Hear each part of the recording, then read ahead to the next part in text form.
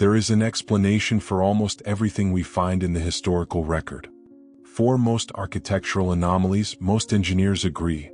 Large structures take time to build, so they were built ahead of need. That is a reasonable answer. It satisfies most questions. Until you look at the scale. Not just one building. Not just one city. Across the 19th century, structures were completed. Ventilation systems, load-bearing foundations, subterranean corridors, sized to accommodate populations that would not arrive for decades. In some cases, not for 50 years. In a few cases, the demand never fully arrived at all. The question that follows is not conspiratorial. It is engineering-level straightforward. Who calculated the numbers? And what numbers were they calculating for? This video explores historical interpretations and unanswered questions found in existing records. It does not present definitive conclusions. The standard framework for 19th century civic construction is well understood. Cities were growing. Industrialization was accelerating. Municipal planners, aware that demand would outpace supply, built with a margin of excess. This is called redundancy in infrastructure design, and it is both rational and documented.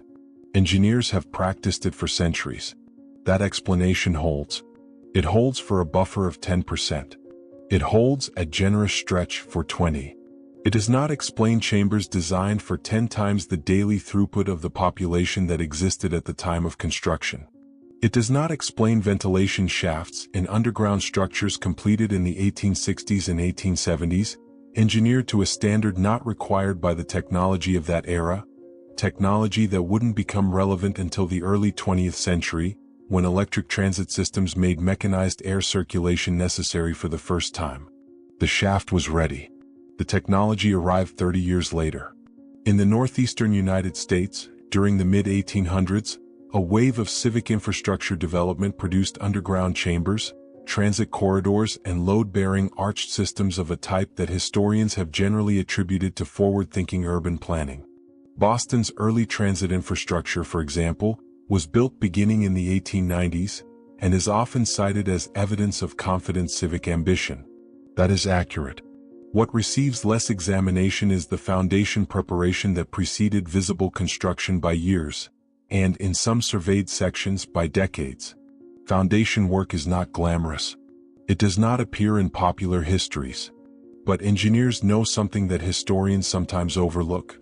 Foundations are built for loads.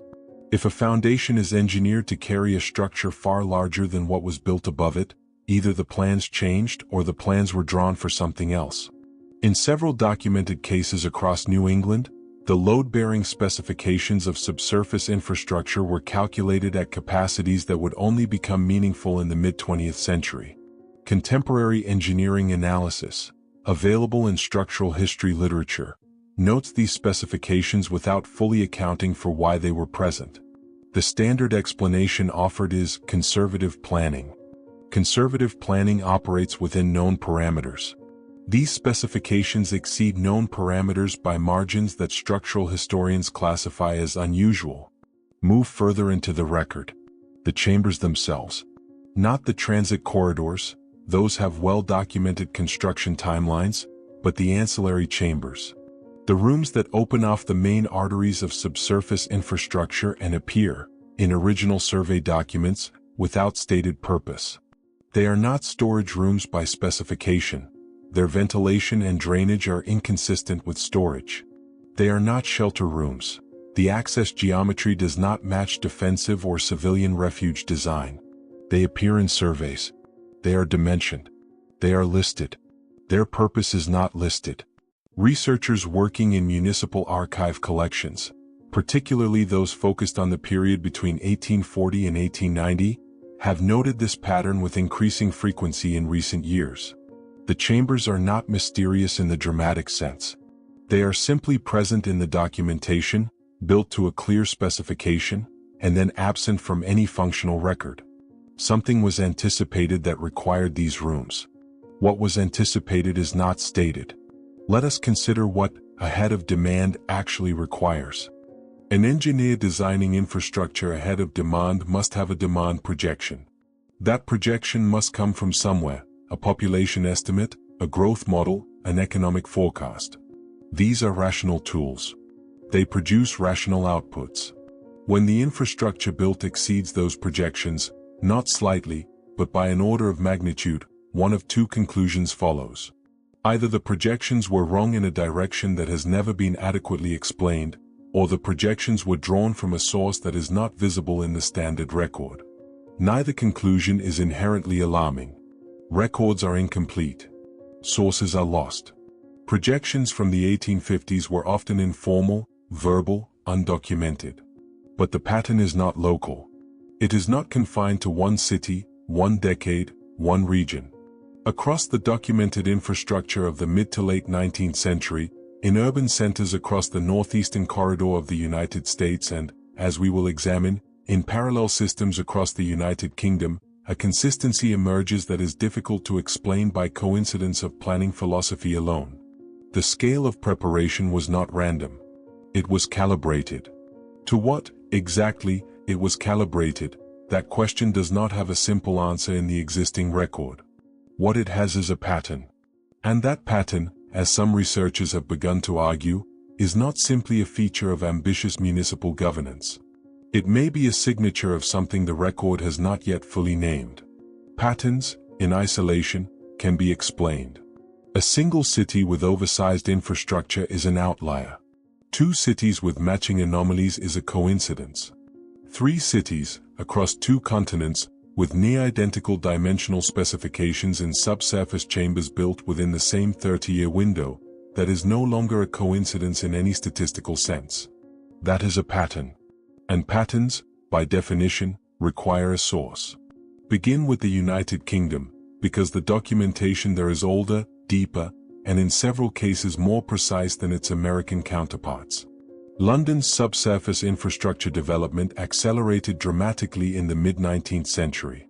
The official history frames this as a response to crisis, specifically, the sanitation catastrophe of the 1850s, which produced what contemporaries called the Great Stink, and which compelled the construction of an underground sewerage system of enormous ambition. That history is accurate. What it does not fully address is the dimensional excess of what was built. Joseph Bazalgette's sewer network, completed across the 1860s and early 1870s, is one of the most studied pieces of civil engineering in the Victorian era. Engineers return to it repeatedly because it is, by almost any measure, a masterwork of anticipatory design. Bazalgette famously doubled his pipe diameter estimates before submitting final plans, reasoning that London's population would continue to grow. He was right about growth. He was also right about doubling. What is less discussed is that certain sections of the network, particularly the deep-level intercepting sews running beneath the Thames embankment, were not simply doubled. They were constructed with ancillary chambers, junction points, and load-bearing arched corridors that are inconsistent with sewerage function at any scale of population growth. These are not functional redundancies. They do not improve sewerage capacity. They exist alongside the sewerage infrastructure, connected to it, but not explained by it. Structural historians who have examined the original Bazalgette survey documents have noted these sections. The notes in the margins of those documents, where they survive, describe dimensions without purpose notations. The chambers are surveyed. The chambers are built. The function is not recorded. Cross the Atlantic and the pattern holds, not approximately, but with a specificity that invites serious examination. In the same 30-year window, Philadelphia, New York, and Boston all undertook major subsurface infrastructure projects. The official explanations are consistent: population growth, sanitation reform, transit development. These are real drivers. The investments made were rational responses to documented urban pressure. And yet, in Philadelphia, subsurface surveys conducted during the 1870s and 1880s reveal load-bearing chamber systems beneath the older sections of the city that predate the construction records associated with them. This is not a fringe observation. It appears in the technical literature on Philadelphia's municipal infrastructure, cited as an unresolved anomaly in foundation dating. The chambers are there. The construction timeline for those chambers does not match the construction timeline for the infrastructure built above them. Something was built first. Then the documented infrastructure was built on top of it. In New York, the same question arises in a different form. The early IRT subway surveys, conducted in the late 1890s in preparation for the first line, encountered pre-existing subsurface formations that required engineering adaptation. These adaptations are documented in the original survey notes held in the New York Transit Museum archive. The engineers noted the formations. They worked around them. They did not speculate extensively in the written record about what they were or who built them. They simply incorporated them. This is where the pattern becomes most uncomfortable for conventional explanation. Not because the chambers are strange, not because the dimensions are unusual, but because of the consistency of the non-explanation. Across multiple cities, multiple countries, multiple decades, engineers encountered subsurface structures they did not build, surveyed them, incorporated them, and did not ask in writing what they were. That absence is itself a data point. Professional engineers document anomalies. That is foundational to the discipline. When an anomaly is present in the record, dimensioned, noted, worked around, and no one in the written record asks what it is or who built it, there are limited explanations. Either the answer was already known and did not need recording, or the answer was known and was not to be recorded. Both possibilities raise the same underlying question. There is a third consistency, and it may be the most structurally significant.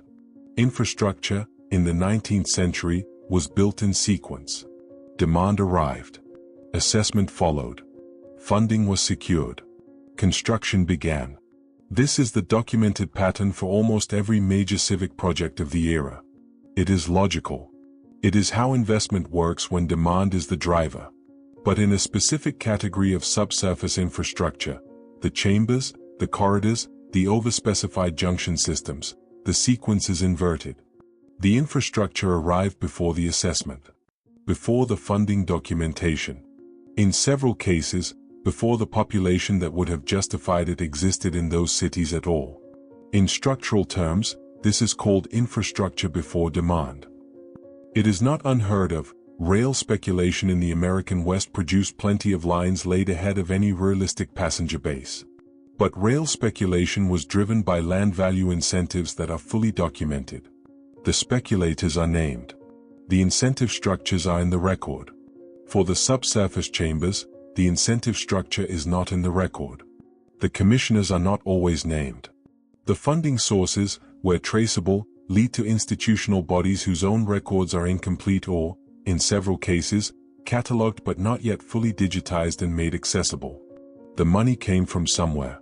The plans came from somewhere. The specifications, repeated, consistent, excessive by any contemporary standard, came from somewhere. By the late 19th century, a loose body of cartographic and antiquarian literature had begun to describe large sections of the Eurasian interior using a regional label that would later become contentious. Some researchers, examining the infrastructure anomalies of this period alongside these cartographic traditions, have begun to argue that the two bodies of evidence may be related, that the pattern of overprepared, pre-demand infrastructure visible in American and British cities may reflect a broader organizational logic connected to something the older maps were attempting to describe. They do not agree on what that something was. They agree, with increasing consistency, that the pattern is too coherent to be accidental. That label, the one appearing in older maps, the one now attached to a growing body of architectural and infrastructural examination, has a name. And what that name means, and whether it means anything at all, is a question the record refuses, so far, to answer cleanly. The word itself appears on maps. Not on fringe documents. Not in the margins of discredited texts. On official cartographic products of major European publishing houses, produced across the 17th, 18th, and into the early 19th century. The word appears across a vast interior region, sometimes as a territorial designation, sometimes as an ethnic or cultural label, sometimes simply as a geographical marker with no further annotation.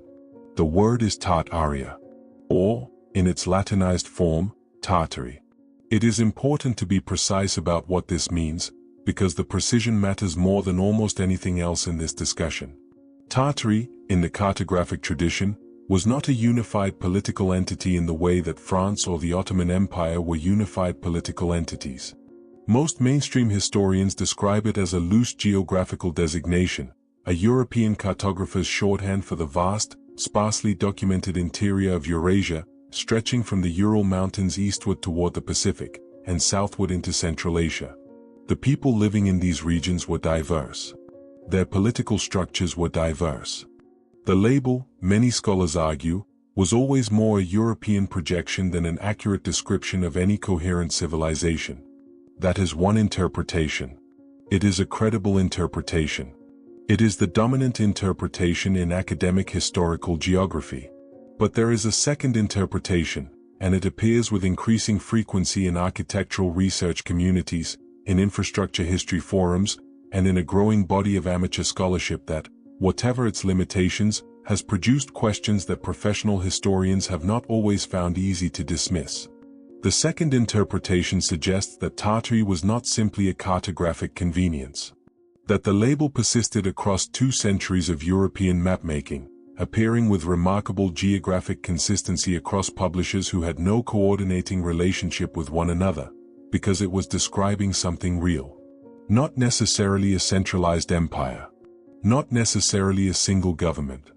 But a coherent organizational or cultural presence of sufficient scale that independent cartographers, working from independent sources, kept placing the same label in the same general location for 200 years. What that presence was, precisely, is where the interpretations diverge. Some researchers connect the label to the infrastructure patterns described in this video, the pre-demand chambers, the overspecified foundations, the subsurface systems built in American and British cities during the mid-19th century. Their argument, stated carefully, is this: if a coherent organizational tradition existed across a large portion of Eurasia, and if that tradition had developed architectural and engineering conventions of a particular type, then evidence of those conventions appearing in other parts of the world during the same general period might reflect transmission, cultural, commercial, or migratory, of that tradition. This is not, as it is sometimes caricatured, a claim about secret empires or deliberate erasure. It is a more modest and more interesting claim. It is a claim about diffusion. About the movement of knowledge and technique across distances that 19th century historiography has often treated as impermeable. The question it raises is, what knowledge was moving, and through what channels? A third body of interpretation takes a different approach entirely.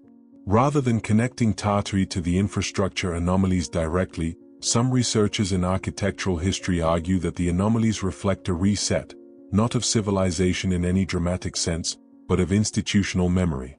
The argument runs as follows. The mid-19th century represents a period of significant discontinuity in municipal record-keeping across both the United States and the United Kingdom. Fires, floods, administrative reorganization, and the rapid expansion of urban bureaucracy all contributed to gaps in the documentary record.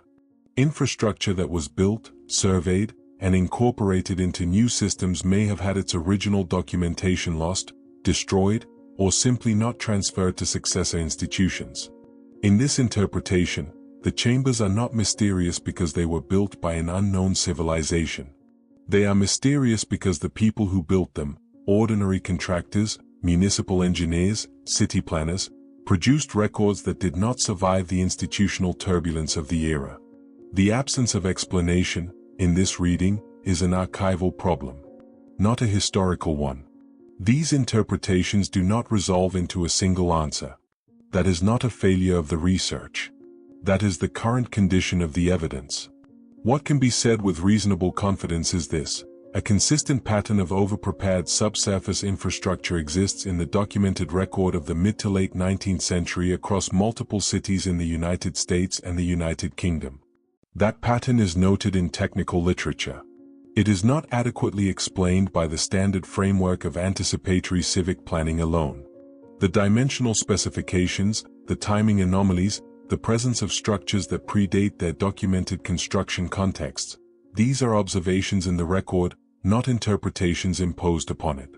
What can also be said is that a cartographic tradition used the label Tartary to describe a large and poorly documented region of Eurasia across 2 centuries, and that this tradition has attracted renewed attention from researchers attempting to understand whether something was present in that region, an architectural tradition, an organizational system, an engineering culture, that has not been fully integrated into mainstream historical understanding. Whether these two bodies of evidence are connected is not established. Whether they are connected is the question that a growing number of researchers, working from very different methodological positions, are beginning to ask in parallel. That convergence is itself something to note. Not because convergence proves anything. It does not. Independent researchers arriving at similar questions can reflect shared bias as easily as shared discovery. The history of alternative historiography is full of patterns that dissolved under rigorous scrutiny, and the Tartaria discussion is not immune to that risk. Some of what circulates under this label is speculative beyond any evidential warrant. Some of it is careless with sources. Some of it imports conclusions that the evidence does not support. The serious version of this inquiry, and a serious version does exist, sets those excesses aside and returns to the documents, to the survey notes, to the load specifications, to the cartographic records, to the municipal archive folders that contain dimension chambers with no purpose notation. The documents do not speak with one voice. They do not, however, speak with silence either. Something was built in the ground beneath cities that were still being founded. Something was anticipated on a scale that exceeded any demand that can be clearly projected from the records that survive. Something was marked on maps, repeatedly, across 2 centuries, by people who had no institutional reason to coordinate their markings. What that something was, whether it was ambitious forward planning, the residue of a tradition that has not been fully named, the trace of an organizational logic that moved across oceans and left specifications in foundation stones, remains, in the current state of the evidence, an open question. Open questions are not comfortable. But they are, in the end, the only honest place the record leaves us.